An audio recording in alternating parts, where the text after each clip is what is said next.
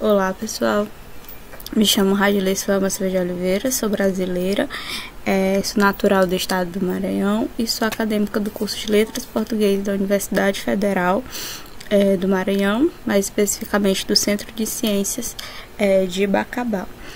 A proposta desse trabalho, se eu voltar aqui só para ver o título do trabalho, que é Escravas Domésticas, o estudo das relações trabalhistas nas tirinhas de ódio, de Leandro de Assis. Esse trabalho ele tem uma proposta de ser uma pesquisa bibliográfica e analisa as representações de trabalhistas dentro das tirinhas de ódio de Leandro de Assis. Leandro de Assis, ele traz essas tirinhas que são publicadas na rede pessoal dele, que é o Instagram, Leandro de Assis Ilustra, aqui como vocês podem ver ao lado.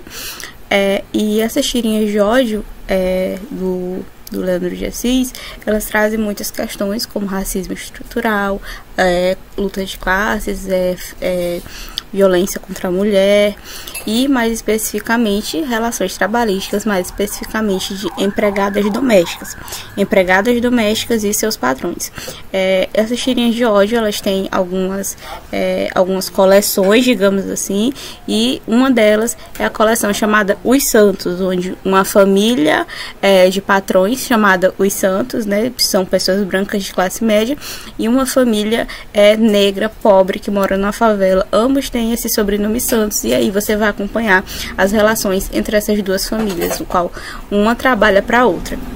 Esse material, como eu falei anteriormente, ele está no Instagram, Leandro Assis Ilustra, entre os anos de 2020 e 2021, mais especificamente no período da pandemia, que foi onde ele começou a intensificar as postagens dele na página dele, Uma das questões que esse trabalho tem o objetivo é fazer uma relação, estabelecer uma linha entre os serviços domésticos e sua relação com a escravidão.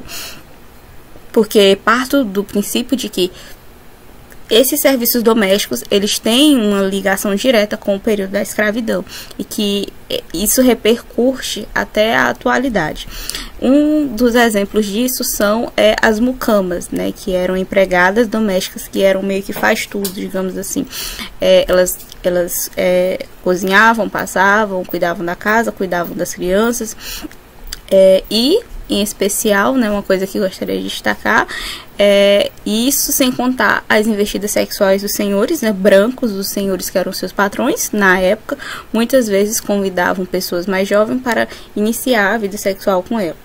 E também cabe ressaltar, a relação de senhor e senhora, da senhora e da mulher escravizada, da mulher negra escravizada, a relação que essa senhora tinha por ciúme, por raiva, por seu marido se relacionar com elas. Então ela nutria esse ódio por essas mulheres negras e isso não deixou de existir até hoje. Essa relação trabalhista também se estende na escravidão na época por muitas das vezes ser vista como um certo privilégio, porque como eu trago aqui uma citação, numa sociedade onde o trabalho escravo, onde o trabalho e o escravo, eram sinônimos, o trabalho na casa foi visto como uma exceção. Não era qualquer pessoa que trabalhava na casa do senhor, não era qualquer pessoa. E muitas vezes essas mulheres eram excluídas, não eram aceitas por ser vistas como privilegiadas, muitas das vezes. E elas também eram violentadas dentro dessas casas, E essas pessoas que tinham condição na época da escravidão, elas acumulavam empregados dentro de casa.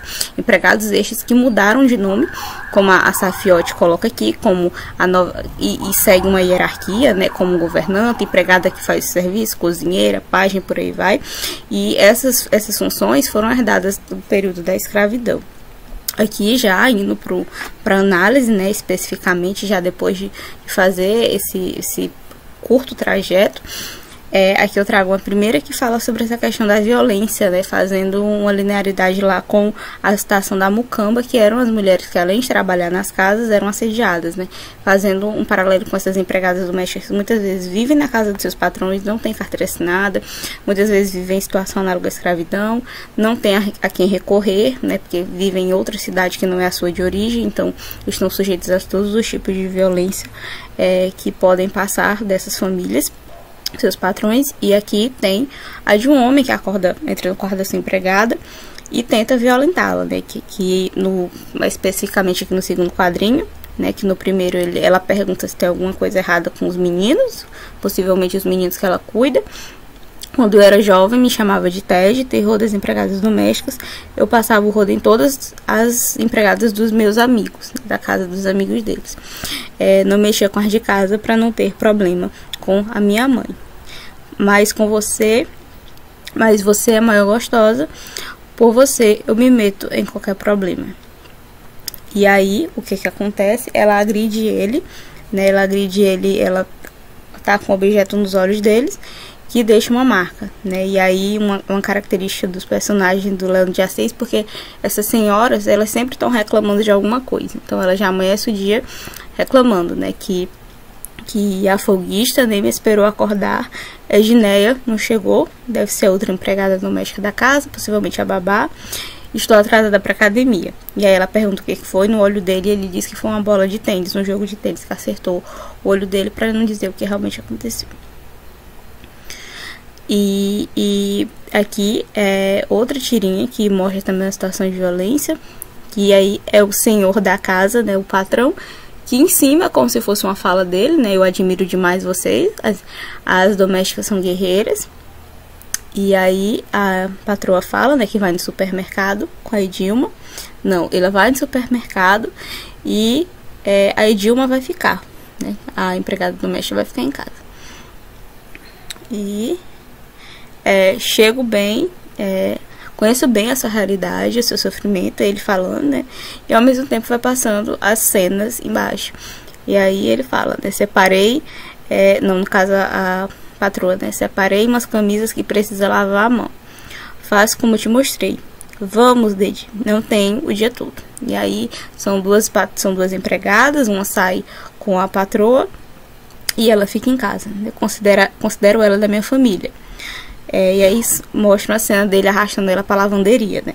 Faça para com isso, eu sei que você quer. Todas vocês querem. Sempre a mulher negra, a mulher escravizada, quando era escravizada, agora a mulher negra que trabalha na casa do patrão, sempre servindo não apenas com seu trabalho braçal, mas também com o seu corpo obrigatoriamente, né? Sem direito à escolha. Sem ter sua opinião escutada, e aqui não é diferente. Aí ele leva ela para dentro desse compartimento da casa e a abusa. E as tirinhas, elas são um pouco longas, né? Elas não são tirinhas tão curtas, elas são tirinhas de 10 páginas, então eu acabei trazendo só os trechos assim mais fortes que trazem mesmo essa simbologia, essas questões. E aqui, nessa especificamente, já se passa na pandemia, né? E aqui são 3 empregadas que trabalham na casa dessa senhora. E aí elas se juntam, né, para falar a respeito da pandemia. Que tá rolando a pandemia, que todo mundo tá tendo que entrar em quarentena e elas não entraram em quarentena, perdão. E cabe ressaltar que aqui no Brasil, várias cidades, o serviço de empregada doméstica foi considerado como essencial em muitas cidades, muitos estados, e essas empregadas correram risco de perder a vida, né, por contrair o vírus, e de levar o vírus para casa e perder algum familiar por conta disso. E aí elas se juntam. Então, dá mais, Fran, a gente precisa ir para casa fazer quarentena. Temos que cuidar de nossas famílias. E aí a patroa argumenta, né, família, seus filhos já são grandes. E aí ela contra-argumenta que ela tem um filho de 13 e 8 de 11, ou seja, não são autossuficientes, né? São pré-adolescentes, ainda precisam dela. E aí tem várias cenas, né? Vários pedaços da tirinha, não é só essa, como eu falei, são tirinhas longas. E aí elas resolvem ir embora. E aí ela fala para uma delas também tá saindo, né? Ju também vai me abandonar, né? Como se fosse abandonar ela, deixar ela de mão, não prestar o serviço. E aí é muito interessante, não dá pra ver muito bem, mas aqui, certo, aqui ela fala, né, ela posta uma foto no Instagram, que ela é uma blogueira de sucesso, famosa, e aí ela posta no Instagram dela, né, dia 10 de quarentena, sempre vendo o lado bom das coisas, até do coronavírus. As máscaras estão caindo, as pessoas estão mostrando quem elas são. Mas o grande erro do ingrato é esquecer que um dia precisará de você novamente. Uma grande questão, né, dessas questões trabalhísticas, que quando a empregada doméstica resolve se revoltar, ela é sempre vista como ingrata, como uma pessoa que não sabe aproveitar as oportunidades, que não quer aproveitar o que os seus patrões estão lhe dando de bom, quando na realidade o que eles estão dando não é o mínimo, não é nem o mínimo, né? Um trabalho de qualidade, como é o caso delas aqui, que estavam sujeitas a pegar o coronavírus, perder a vida, perder um familiar e por aí vai.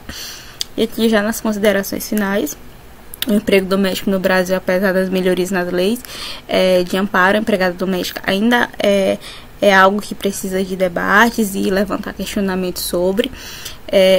Os acordos feitos muitas vezes por boca a boca, né, falado e não escrito de alguma forma, sem carteira assinada, dificulta o acesso aos direitos trabalhistas pela empregada doméstica, caso demitida, caso doença ou em outras circunstâncias, o que resulta em baixos salários. E esse fato desses tratos serem boca a boca, não serem algo documentado, né, abre margem para baixo salário, condições de trabalho extremas e maus tratos por parte dos empregadores, como a gente viu nas duas primeiras tirinhas. As tirinhas de Leandro de Assis ilustram todas essas questões. Os artifícios utilizados pelo autor para apresentar o racismo estrutural, a desigualdade social e as lutas de classe são importantes e merecem ser colocadas em questão. Então, essas foram referências, né? E obrigada pela atenção de todos. Foi um prazer.